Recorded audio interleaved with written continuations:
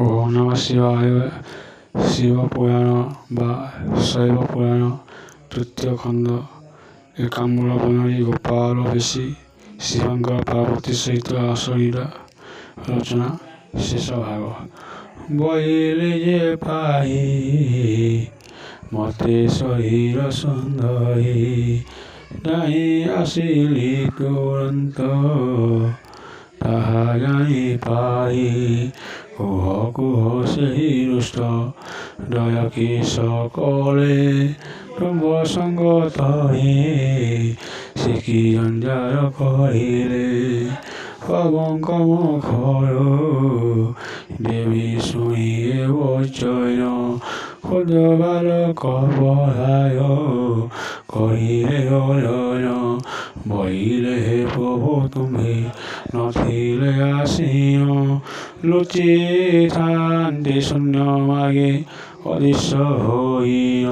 সে দুষ্টলান দুই কলে যেতে কান্দ কহিলা বেল কোমর ঘুরিয়ায় মুন্ড অনেক কথা মান মতে প্রতীতি যোগিলে সতী তোর নাসিবা নিমন্তে নাহিরে তাহা দেখি মায়ামোহী করিয়া বিষ্টায় অন্তর হইল রুচি ধীরে শূন্য পুর তুমি আসিবার হেলা সাহস মোহর ভারতয়ে পরে শীঘ্র তাহাঙ্কু সংহার দান হেরে সে দৈত্য কহি অত্যাচার সতে আমারি মানঙ্কু সারিবে সংহার মতে আজ্ঞা দিও মোহি সেবারে লাগিবি মোর মরি জীবন সার্থক করিবি ইহা শুনি সুরপণি হর্ষ হইন পার্বতাঙ্গ মুখ চাহি বইলে কপন পূর্বকালর বৃত্তান্ত শুনবান সহি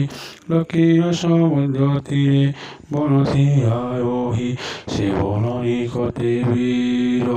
রবনামে পুর হেথায়ন পতিয়তে দুর্মিলা অসুর তাহার নিঃসুতঙ্ক নাম কীর্তি বাস পুরে খেসে হয়ে থাকে মহাতোষ অনেক যাগ করিছে বের বিহারে বিপ্রদেবতা মানক তসিরা সারে যজ্ঞ হবি পাই দেব গণে তো সহে হই তাহাকু বইলে আয়া বড় ভাগত হে তা সময় দুর্মিলাস কহিলা বচন যদ্যপি বড় দেবাকু হইও শ্রীমন বতেবে হি বরিয় মাগো শ্রীমোহি পুত্র পুরুষ হস্তয়ে মরিবে নাহি দেবাসুর নাগর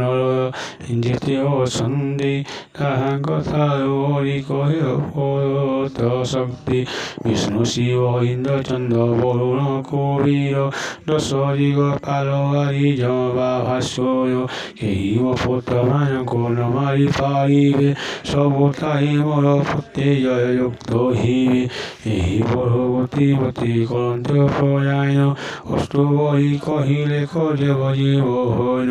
যে যোগে পুরুষ করে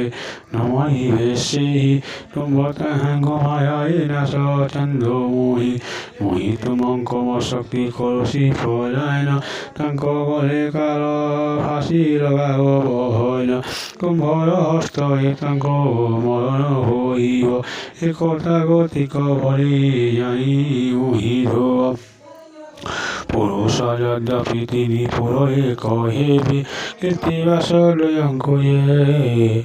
মারি ন পারিবে শরীরে সে দুহিঙ্কর অস্ত্র না ভেদিব অন্য উপায়ে তাকো মাৰিবা কুহিব